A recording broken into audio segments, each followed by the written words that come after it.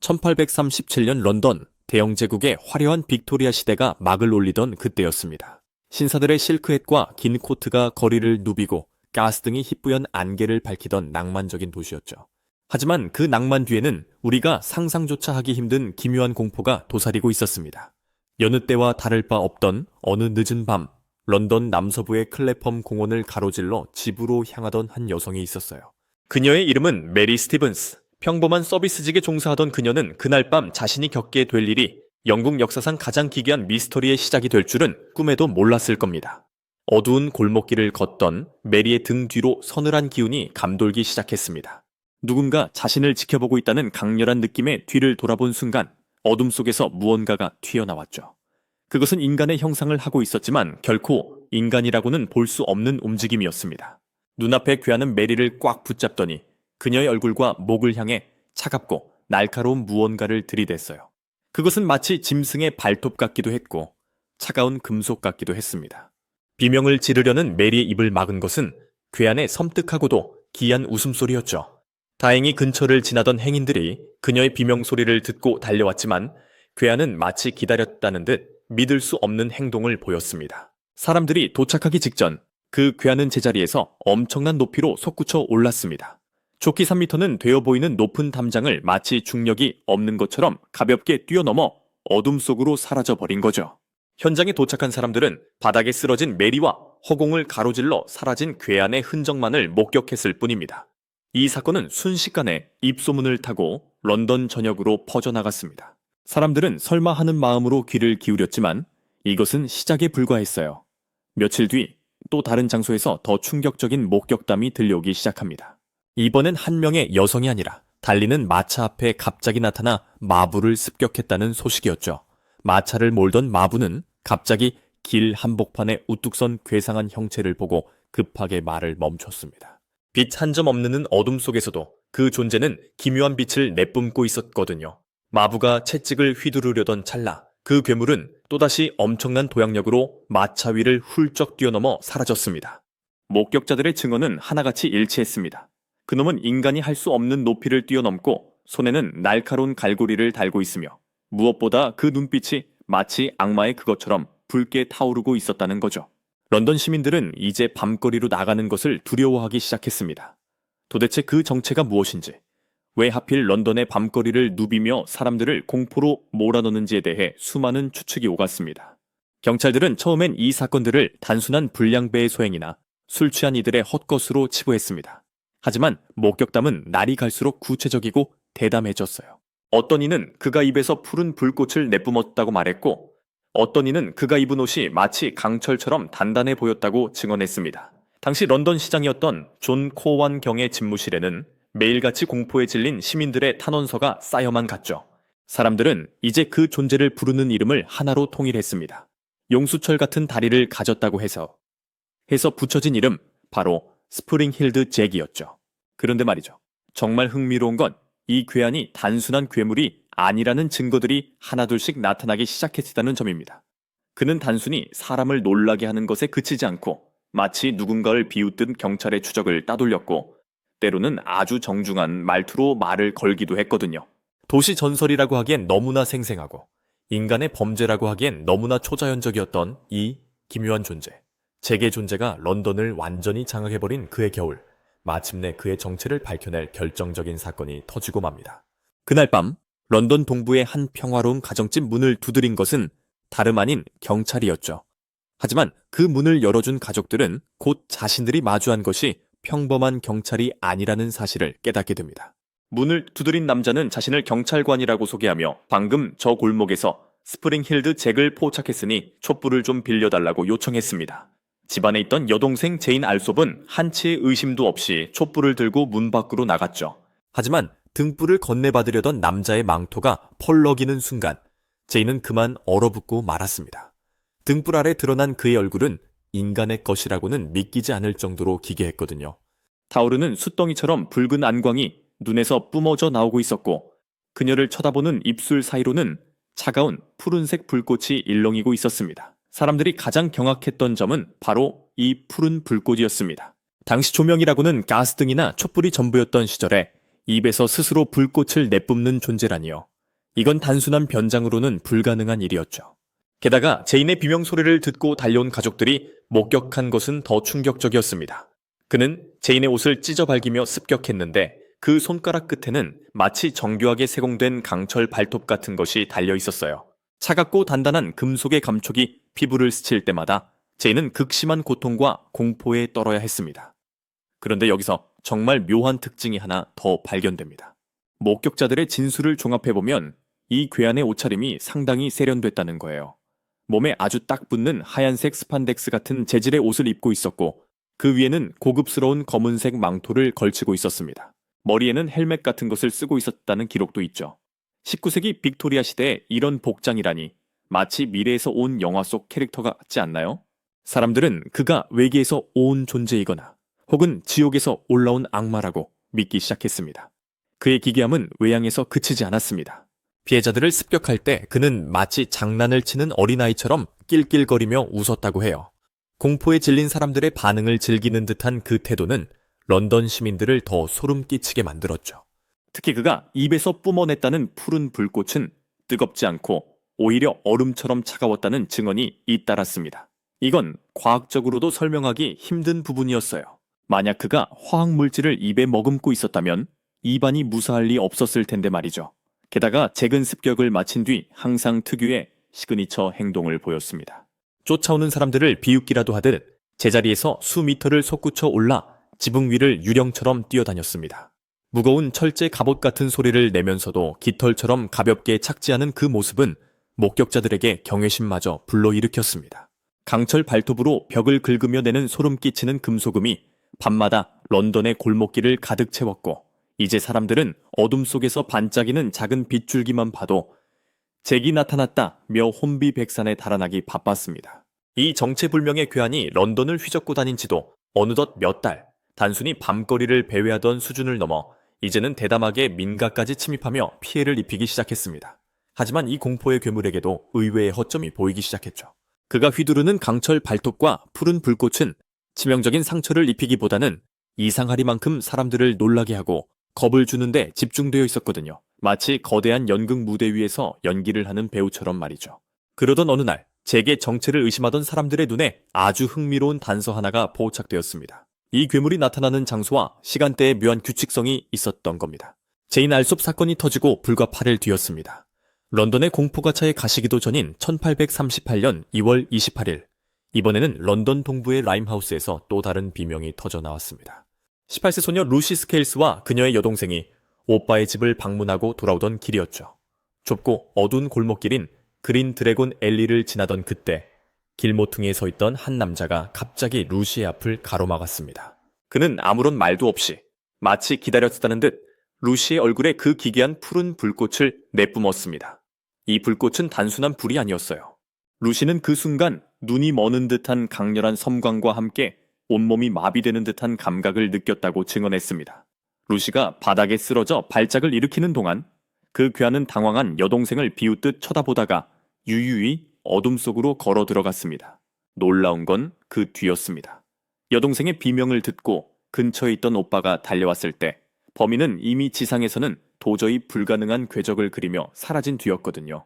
이 사건으로 런던 시민들의 공포는 이제 분노로 바뀌기 시작했습니다. 당시 런던 시장이었던 존 코완경의 집무실에는 매일같이 수백 통의 편지가 쏟아졌습니다. 내 딸이 무서워서 집 밖을 못 나갑니다. 우리 동네에도 그 괴물이 나타났습니다. 같은 내용이었죠. 처음엔 그저 괴담인 줄로만 알았던 시장도 사태의 심각성을 깨달았습니다. 결국 그는 공개회의를 열어 이 정체불명의 괴한을 잡기 위해 거액의 현상금을 걸고 대대적인 수사대를 조직하기에 이릅니다. 그런데 말이죠. 이 수사대원들조차 황당한 경험을 하게 됩니다. 무장한 경찰들과 건장한 청년들이 잭을 잡기 위해 런던의 골목골목을 샅샅이 뒤졌지만 잭은 마치 그들의 머리 위에 있다는 듯 비웃으며 나타났다 사라지기를 반복했습니다. 한 번은 대여섯 명의 장정들이 잭을 좁은 막다른 골목으로 몰아넣는데 성공한 적이 있었어요. 이제 잡았다 싶어 달려드는 순간 잭은 가볍게 무릎을 굽히더니 그대로 수직으로 솟구쳐 올랐습니다. 3m가 넘는 높은 벽을 마치 계단을 밟듯 가볍게 뛰어넘어 지붕 위로 올라가 버린 거죠.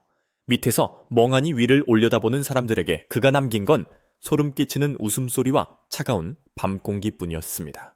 이쯤 되니 사람들은 잭의 신체 구조에 대해 진지하게 의심하기 시작했습니다. 일반적인 인간의 다리 근육으로는 도저히 불가능한 도약이었으니까요.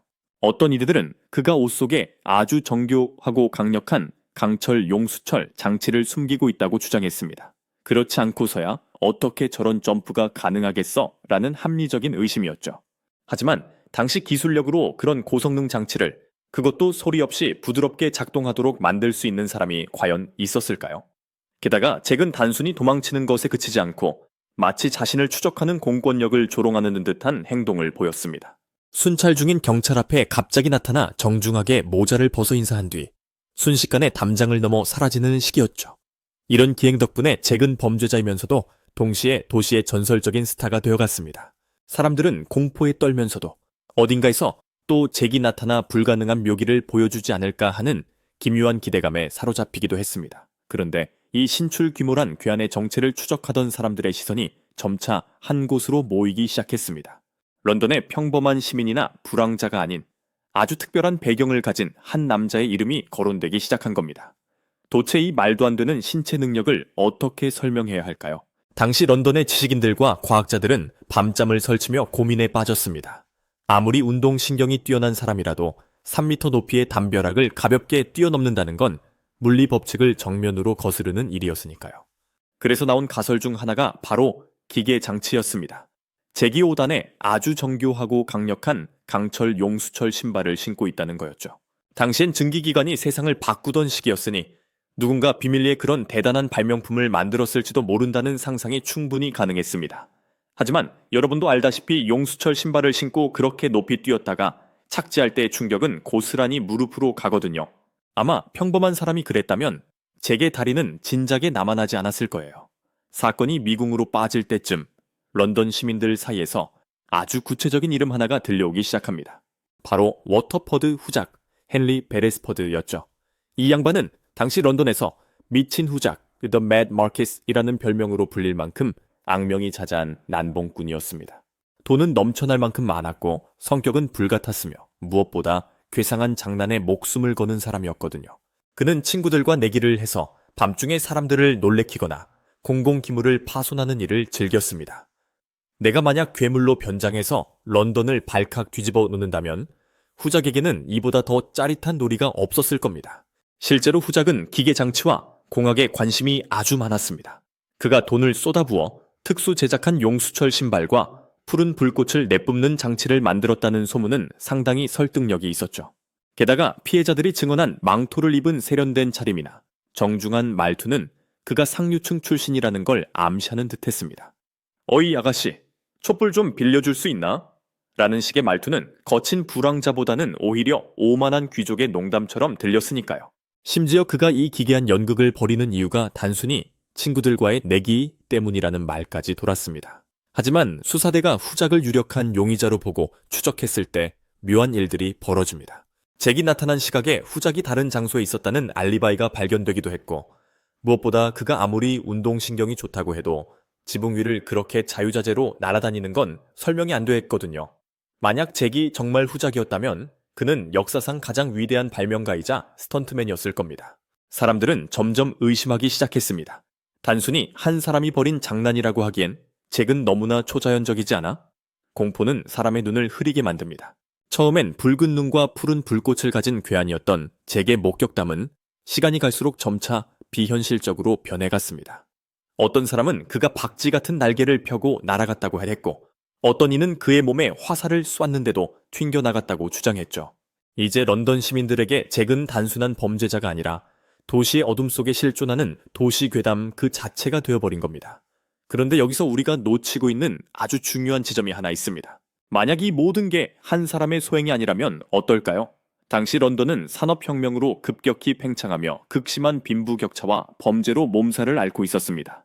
밤거리는 어두웠고 법보다 주먹이 가까운 무법지대였죠. 이런 혼란스러운 사회 분위기 속에서 사람들은 자신이 느끼는 막연한 공포를 투영할 대상이 필요했는지도 모릅니다. 우리 동네에 나타난 그 강도, 사실은 스프링힐드 잭이었어 라는 식의 소문이 꼬리에 꼬리를 물며 사건의 실체를 가려버린 거죠. 실존했던 범죄자와 사람들의 상상력이 만들어낸 환상이 기묘하게 섞이기 시작한 겁니다. 하지만 이런 논란 속에서도 잭은 비웃기라도 하듯 자신의 존재감을 과시하는 더 대담한 행동을 이어가고 있었습니다. 이번엔 런던의 심장부라 할 수 있는 군 부대까지 건드렸거든요. 세상에 그 어떤 담대한 사람이라도 군 부대를 습격할 생각은 쉽게 하지 못할 겁니다.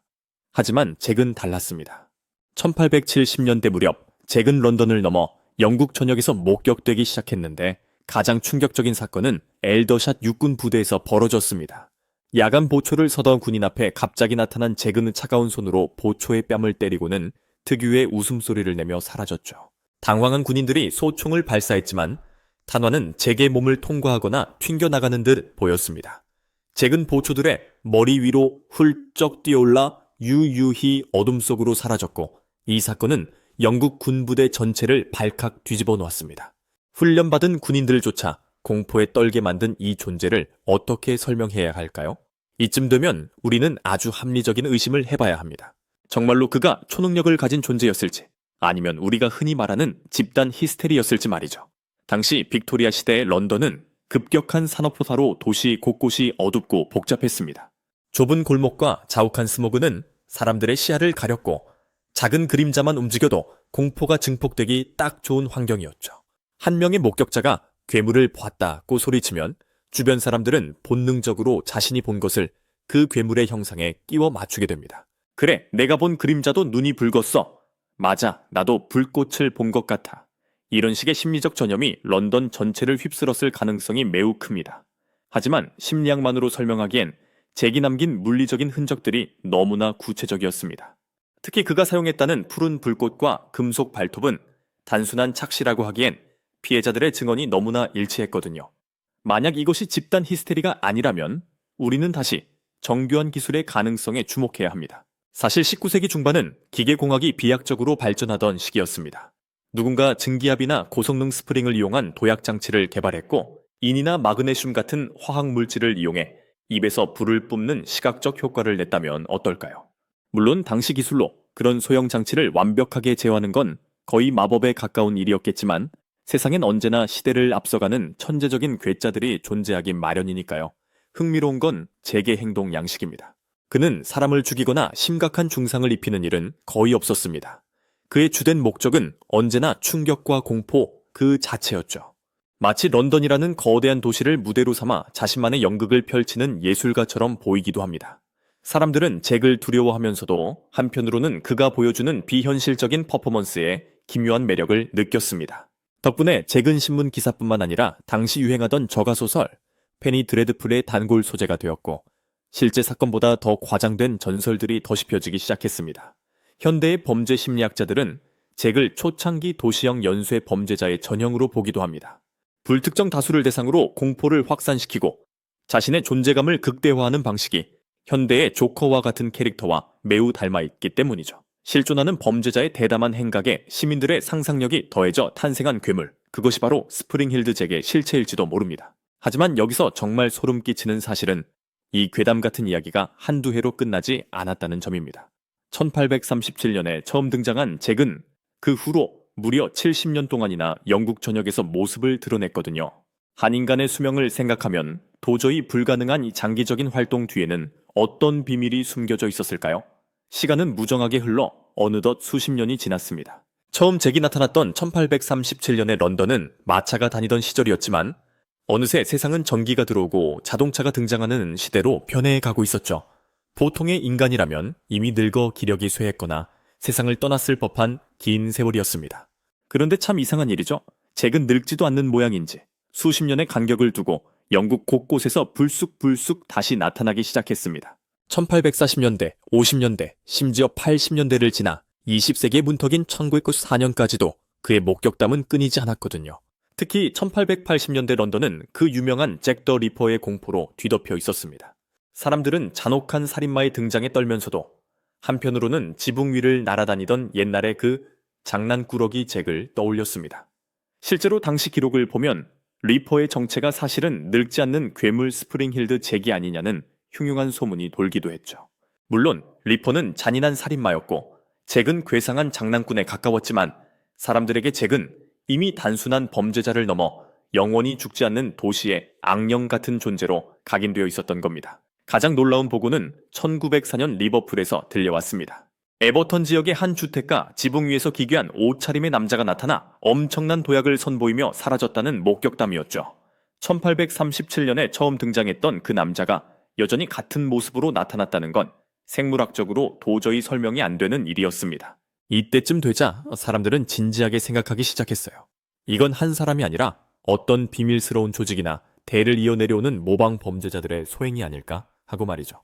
생각해보면 제게 정체는 시대마다 옷을 갈아입었습니다.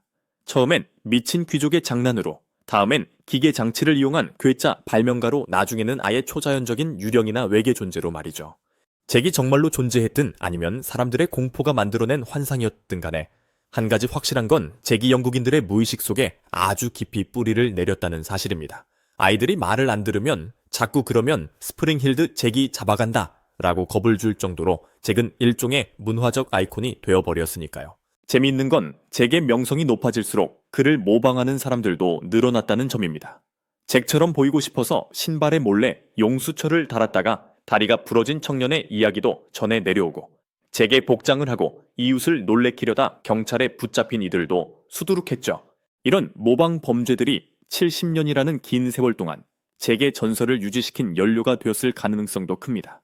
진짜 잭은 사라졌을지 몰라도 그가 남긴 공포의 잔상은 수많은 가짜 잭들을 만들어내며 도시의 전설을 이어간 셈입니다. 그런데 잭의 이 기괴하고도 매력적인 모습은 단순히 공포로만 남지 않았습니다. 시간이 흐르며 이 무시무시한 괴한은 전혀 예상치 못한 모습으로 변신하기 시작했거든요. 사람들을 괴롭히던 악당이 누군가에게는 영감을 주는 대상이 되었고, 우리가 지금도 열광하는 현대 대중문화의 뿌리가 되기도 했습니다. 런던의 어두운 골목을 누비던 푸른 불꽃의 괴인이 어떻게 전 세계가 사랑하는 영웅들의 조상이 되었는지, 그 기막힌 변화의 과정을 살펴다 보면 고개가 절로 끄덕여지실 겁니다. 참 신기하죠? 사람들을 공포에 떨게 했던 괴물이 시간이 지나면서 전혀 다른 대우를 받기 시작했다는 게 말이에요. 19세기 중반을 지나면서 잭은 더 이상 단순한 뉴스 속 범죄자가 아니었습니다. 당시 영국에서 선풍적인 인기를 끌던 이른바 페니 드레드풀이라 불리는 저가형 소설 시리즈의 주인공으로 화려하게 데뷔하게 된 거죠. 그런데 여기서 재미있는 변화가 일어납니다.